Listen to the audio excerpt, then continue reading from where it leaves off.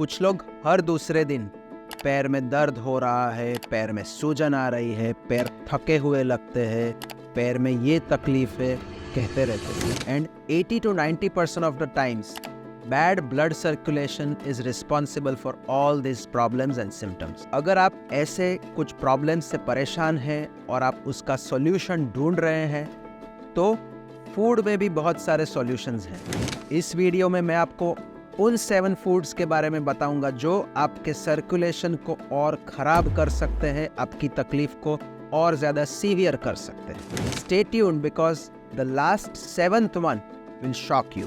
The first is highly processed foods. This is a no-brainer. इसमें कुछ सोचने की बात ही नहीं। आप कोई भी डॉक्टर को पूछोगे, they will tell you avoid processed foods, packed foods मत खाइए, घर का हेल्दी खाना खाइए।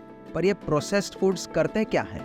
Well, processed foods either biscuits हो, चिप्स हो, नमकीन हो या फिर आपके इंस्टेंट नूडल्स ही क्यों ना हो, इन सब के अंदर there are high levels of sodium, unhealthy fats and refined carbohydrates. और ये तीनों चीज़ें मिला के आपके बॉडी के अंदर की इन्फ्लेमेशन को बढ़ाती है। बॉडी में इन्फ्लेमेशन बढ़ने से आपकी वेन्स और आर्टरीज स्टिफ हो जाती है, उसके साथ साथ आपके मसल स्टिफ हो जाते हैं और इन सब के ऊपर लंबे टाइम पे असर होने से आपकी बॉडी की स्टिफनेस आपका ब्लड सर्कुलेशन स्लो कर देती है। ऑल्सो जो अनहेल्दी फैट्स है इनके अंदर, particularly trans fats and saturated fats जो आपके खराब कोलेस्ट्रॉल के लेवल बढ़ा देते हैं, उन सब की वजह से आर्टरी के अंदर ब्लॉकेजेस और प्लैक्स भी बहुत ज़्यादा इजीली फॉर्म हो सकते हैं। And this increases the risk of blood clots which can give rise to heart attack, stroke or peripheral arterial disease या leg gangrene। इन processed foods में जो carbohydrates हैं वो आपको सिर्फ एनर्जी नहीं दे रहे हैं बट इन्फ्लेमेशन भी दे रहे हैं। Along with this inflammation आपकी शुगर लेवल्स बहुत ज़्यादा फ्लक्चुएट होती है एंड डायबिटीज़ का रिस्क भी इनसे बढ़ जाता है। टेस्ट के लिए इन प्रोसेस्ड फूड्स में कई बार बहुत सारे artificial flavours and preservatives use होते हैं, वो फर्दर आपकी कार्डियोवास्कुलर हेल्थ के लिए भी ख़राब है और उनमें से कुछ तो आगे जाके कैंसर के लिए भी रिस्पॉन्सिबल हो सकते हैं। So instead of eating highly processed package foods, go for peanuts, nuts या आप फ्रेश फ्रूट्स ही खा लो। सेकंड है high sodium foods, salted biscuits, नमकीन चिप्स या इवन आप अगर चीज़ ज़्यादा खाते हैं तो इन सब के अंदर बहुत हाई लेवल ऑफ सोडियम है। अब ये सोडियम करता क्या है? Sodium normally it is very important for your water and electrolyte mechanism of your body. And एक नॉर्मल लेवल में अगर सोडियम है that is very useful for the body. But अगर सोडियम लेवल्स बहुत हाई हो जाते हैं, जो आप फूड से इनटेक में हो जाता है, then these high sodium foods से आपका ब्लड लेवल ऑफ सोडियम बढ़ता है, आपको पानी की भी ज़रूरत ज़्यादा पड़ती है and this gives rise to fluid retention. आपके बॉडी के अंदर आपका बॉडी ज़्यादा फ्लूइड रिटेन करता है और वो अगर ब्लड के ऊपर स्ट्रेस देता है then it can increase your blood pressure as well as load और stress on your heart. And अगर ये फ्लूइड और टिश्यूज़ में कलेक्ट होता है तो पैरों में, मुंह पे, पेट पे सूजन की ओर से ये मैनिफेस्ट होता है। और ये एक्स्ट्रा सोडियम इंटेक से धीरे धीरे किडनी के ऊपर भी लोड बढ़ता है और आपके बोन्स भी वीक होना शुरू हो। Try and avoid these sodium rich foods whenever you feel like eating. और सोडियम की इफेक्ट को रिवर्स करने का काम पोटेशियम करती है। सो अगर आप थोड़ा सोडियम खा भी लिया तो आप पोटेशियम लेके उसकी हार्मफुल इफेक्ट्स को कम कर सकते हो। पोटेशियम मिलता है हमें 2 बहुत ही इम्पॉर्टेंट चीज़ों से, एक है रेगुलर ईटिंग बनानाज या केले एंड सेकंड इज कोकोनट। ये दोनों चीज़ें आपके सोडियम के हार्मफुल इफेक्ट्स को रिवर्स भी कर सकती हैं। Third group is sugary processed foods.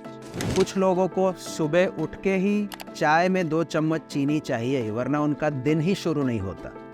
जिनको चीनी की बहुत आदत पड़ गई है उनका बॉडी भी चीनी के ऊपर डिपेंडेंट हो जाता है एंड ये डिपेंडेंसी ऑन शुगर एक सर्कुलेशन को बिगाड़ने का बहुत ही इम्पॉर्टेंट और कॉमन तरीका है। शुगरी फूड्स ज़्यादा अमाउंट में लेने से ब्लड ग्लूकोज लेवल बहुत ज़्यादा हाई फ्लक्चुएट होता है और आपके बॉडी के पैंक्रियाज को मेहनत करनी पड़ती है इंसुलिन डाल के वो शुगर को कंट्रोल करने के लिए। इवेंचुअली अगर ये शुगर फ्लक्चुएशन बहुत ज़्यादा हो गए, then body develops what is called as insulin resistance, मतलब इंसुलिन दो तो भी शुगर लेवल डाउन नहीं आते हैं। एंड कुछ लोगों में this eventually ends up with diabetes, and वो भी अनकंट्रोल्ड। ये जब क्रोनिक स्टेज में हो जाता है, यंग है तब शायद मालूम नहीं पड़ता है, but if this continues for years together, तो विथ टाइम आपका पैंक्रियाज भी बराबर काम नहीं करेगा, इंसुलिन भी नहीं निकलेगा, एंड आपकी जो ब्लड वेसल्स की एंडोथेलियम है वो भी थिक होना शुरू हो जाती है, and it gives rise to something we called as pre senile atherosclerosis. मतलब जो आर्टरी के अंदर थिकनेस बहुत ओल्ड एज में मिलती थी या देखने को मिलती थी, वो आज यंग एज में मिल रही है, बिकॉज 15-20 साल से ये शुगरी फूड की हैबिट पड़ गई। एंड यही हैबिट्स की वजह से the risk of obesity, weight gain, diabetes, blood pressure, heart attack, stroke, ये सारे हमारी एज में हम देख रहे हैं कि the incidence is very high, and sugary foods are one of the top reasons for that. अगर आपको शुगर क्रेविंग्स आती भी है, you can satisfy them by eating some nice healthy fruits or even chocolate. Dark chocolate तो in fact ज़्यादा helpful भी। Fourth thing to avoid is caffeine or coffee. According to a study, almost 73% of Americans love to drink coffee. और अगर हम India की बात करें, India हमने सोचा है कि हमारा देश चाय प्रेमी देश है, बट ऑलमोस्ट 35% ऑफ इंडियंस को आज कॉफ़ी भी पसंद है। सो बहुत लोग टी में से कॉफ़ी के ऊपर शिफ्ट हो रहे हैं, and that is the reason हमारे आजू बाजू इतने ज़्यादा कैफ़े खुल गए हैं कि कॉफ़ी का इंटेक भी बहुत ज़्यादा यंग एज से लेके ओल्ड एज में बढ़ रहा। Coffee in moderation is okay. कोई भी चीज़ मॉडरेशन से बाहर जाए या हैबिट पड़ जाए, that is when it causes problems. Excessive coffee की वजह से जो कैफीन उसमें रिलीज होता है, that caffeine gives rise to vasoconstriction, मतलब आपकी blood vessels with time shrink होके छोटी हो जाती हैं, जिसकी वजह से आपका ब्लड सर्कुलेशन स्लो होता है, and this can affect not just the heart but the brain and your leg blood vessels as well. Caffeine का एक और साइड इफेक्ट है that it gives rise to increase in heart rate. जो heart को normally हर minute में 50 से 80 बार beat करने की आदत है, कैफीन उसको 100 बीट्स पर मिनट भगाता है, जो हार्ट के ऊपर लोड लाता है। और यही कैफीन सालों तक अगर चालू रहेगा, then this overstimulation of heart also gives rise to higher incidence of heart attacks. Coffee का एक और डिसएडवांटेज है कि it can give rise to dehydration, मतलब आपके बॉडी का जो पानी है वो कम हो जाएगा because of drinking excessive coffee, and this dehydration leads to the blood becoming thick. आपका जो खून है वो ज़्यादा थिक हो जाता है, and it becomes more prone to developing blood clots. Healthy alternatives to coffee हैं, जैसे आप ब्लैक टी पी लीजिए, ग्रीन टी पी लीजिए, they are good alternatives to using coffee. Fifth thing to avoid is alcohol.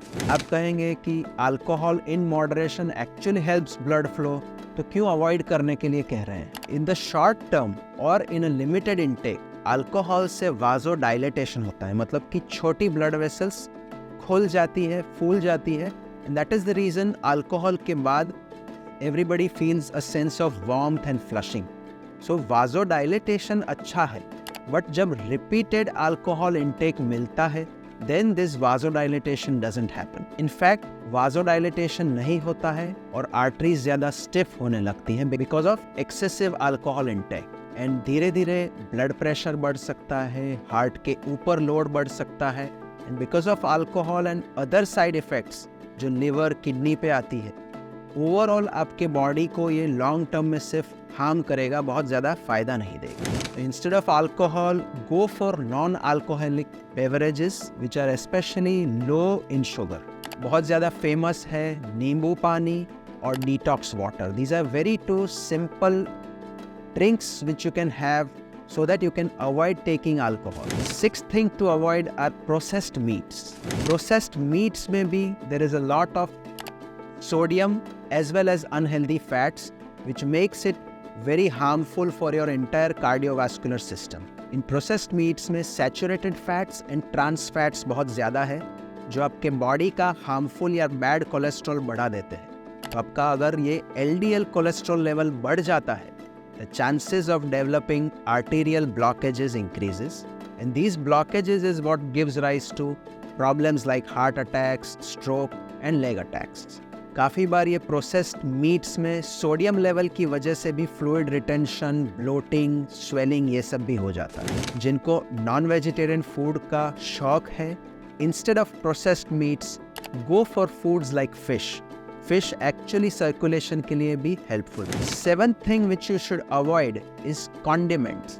Yes, आपने सही सुना, वही कॉन्डिमेंट्स मतलब कि जो सॉस, अब पीनट बटर या इवन आपके सलाद के टॉपिंग्स, आपको लगता है कि क्वांटिटी बहुत छोटी है, ये क्या कर लेंगे, but when a larger quantity over time can always be harmful.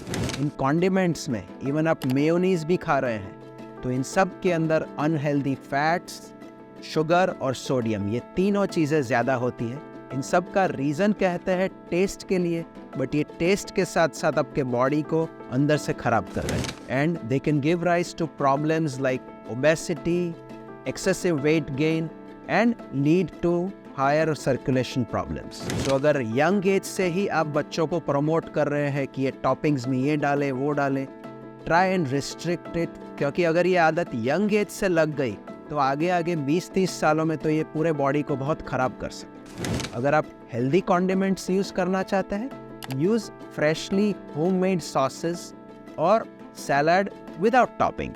and अगर आप थोड़े herbs लेना भी चाहें, then use herbs which have less of these preservatives and additives। so आपने सोचा होगा कि आज सारी बातें की कि क्या क्या नहीं खाना चाहिए, बट अगर आप सर्कुलेशन के लिए, इम्प्रूव करने के लिए क्या खाना चाहिए वो सुनना चाहते हैं, then this video is the video that you should be listening to।